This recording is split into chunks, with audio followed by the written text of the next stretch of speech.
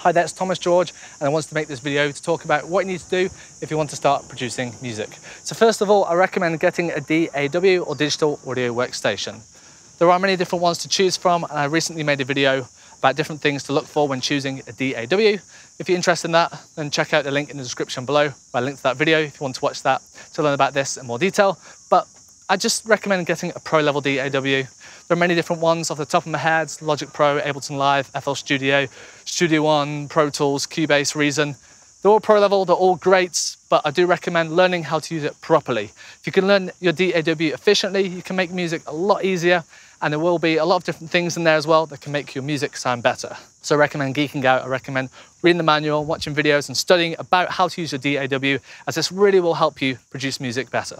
Next, I recommend getting some essential equipment. Obviously, if you're using a digital audio workstation, you will need a computer. So make sure your computer is powerful enough to run your preferred DAW. So I recommend checking out the manufacturer's sites before you buy your DAW.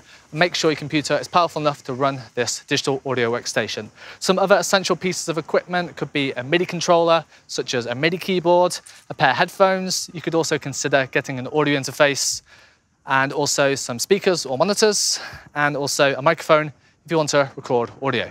There are many other pieces of equipment you can get to help you in your music production journey, but if you're brand new, just start off with a few pieces of gear. I don't recommend spending too much as well if you're brand new to music production.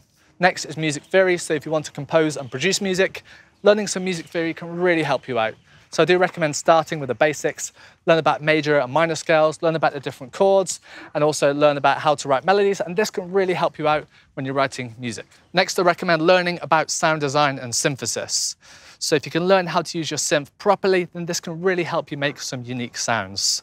And if you learn how to use your synth correctly as well, this can help you tweak presets. So I do recommend studying up and learning about sound design and synthesis, so learn about things like oscillators, filters, envelopes, and LFOs.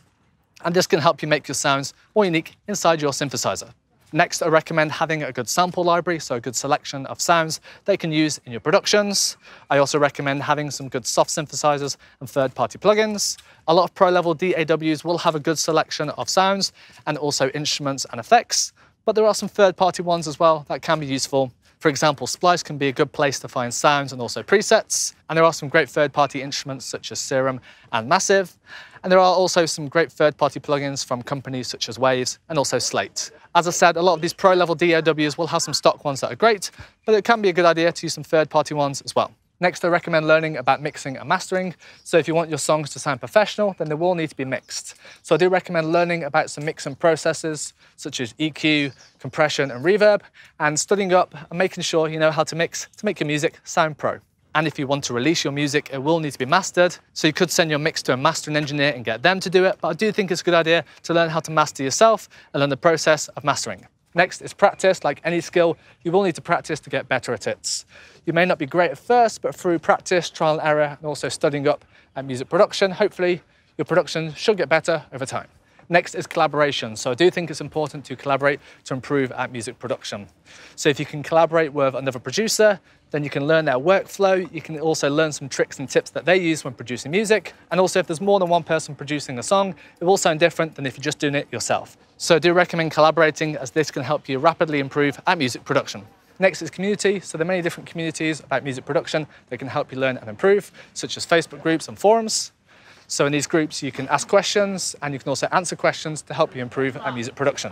I also recommend looking to see if there are any meetup groups in your local city as well, where you can meet like-minded producers that should help you improve at music production as well. Next is experimenting and trying out new ideas. So when you're producing music, if you just keep doing the same thing over and over again, your music will sound very samey.